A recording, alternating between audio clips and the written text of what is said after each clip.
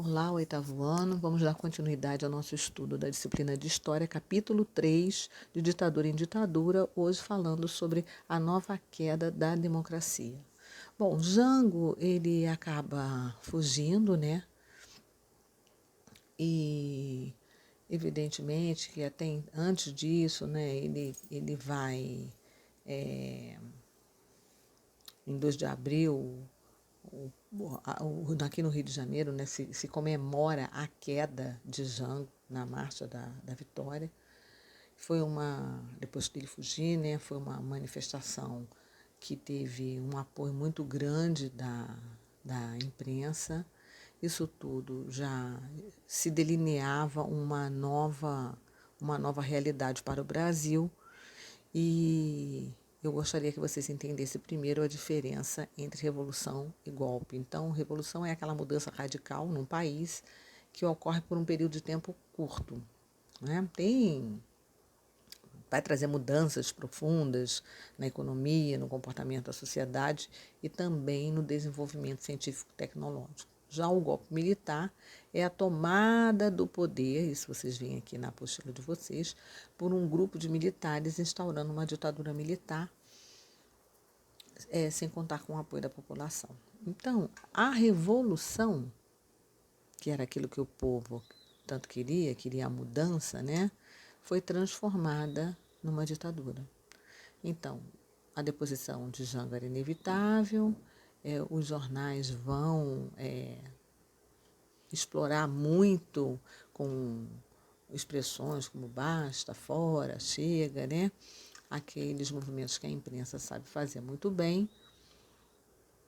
E em abril de 64, o Congresso Nacional elege, observe, o Congresso elege, não é mais o povo, elege o general Castelo Branco para presidente da República. Então, ele vai assumir, de 64 a 67, né? No seu discurso de posse, ele declara defender a democracia, mas, na realidade, ao assumir de fato e de direito, ele mostra-se bastante autoritário, vai assinar o primeiro ato institucional, porque tiveram vários atos, né?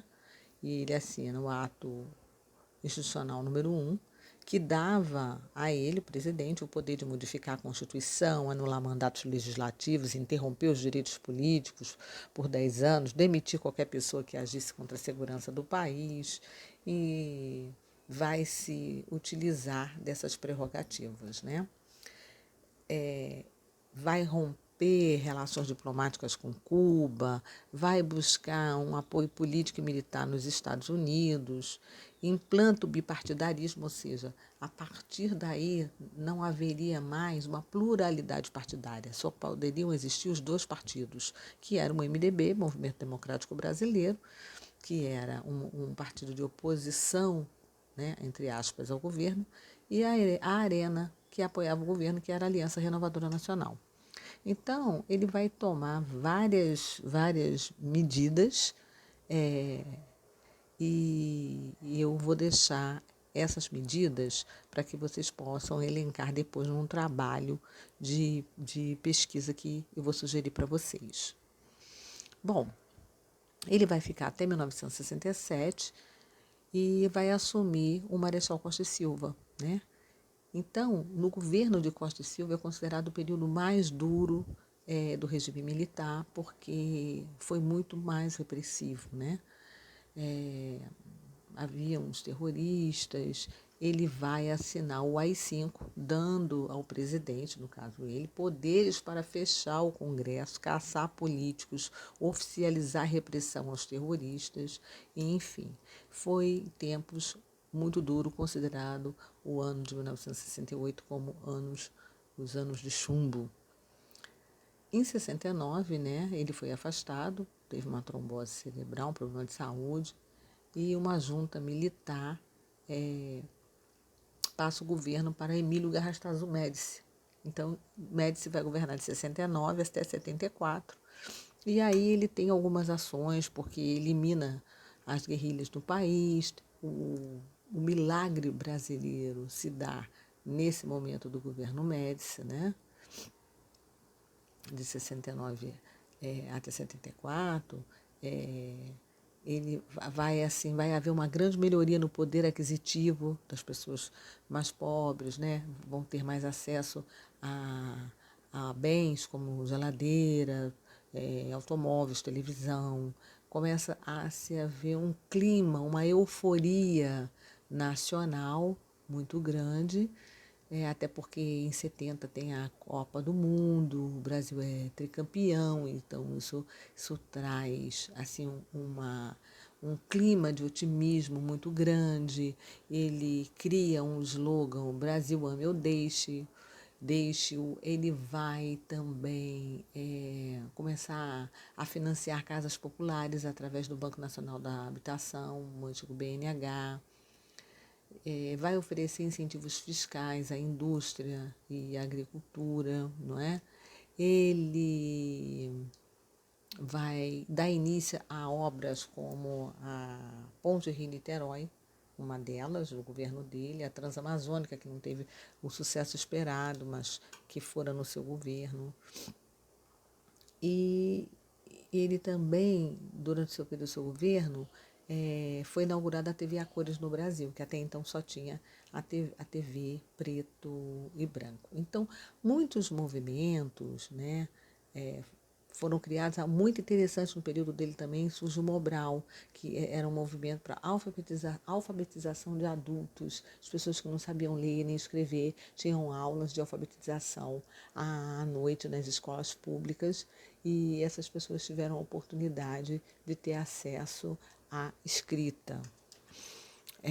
De 74 a 79, nós tivemos Ernesto Geisel, também temos alguns destaques para o governo dele, como a divisão do Mato Grosso com a criação do Estado do Mato Grosso do Sul. Ele já vai reatar as relações diplomáticas com a China, extingue, isso é importantíssimo, o ato institucional AI-5, e vai dar início a um processo de redemocratização. Então, isso foi muito bom, né? Então, a cidade do Rio de Janeiro, que era a capital do Brasil, em 1960, a capital tornou-se Brasília, né? E a cidade do Rio de Janeiro passou a ser um estado aqui no Brasil que recebia o nome de Estado da Guanabara. Então, a cidade-estado era mais rica, né? Acabava tendo mais dinheiro do que os demais estados do país. De 79 a 85, a gente vai ter o governo de João Batista Figueiredo, e no governo dele ele cria a lei de anistia, então anistiou todos aqueles que foram exilados, os exilados políticos, inclusive alguns denominados terroristas puderam retornar ao Brasil, a inflação muito alta, cria o estado de Rondônia, a dívida externa muito grande, muito elevada. Em 83, aí começa a campanha das diretas já, que foi rejeitada no Congresso Nacional, mas facilitou a vitória de Tancredo, né? Tancredo Neves, que era um candidato de oposição ao governo militar, né?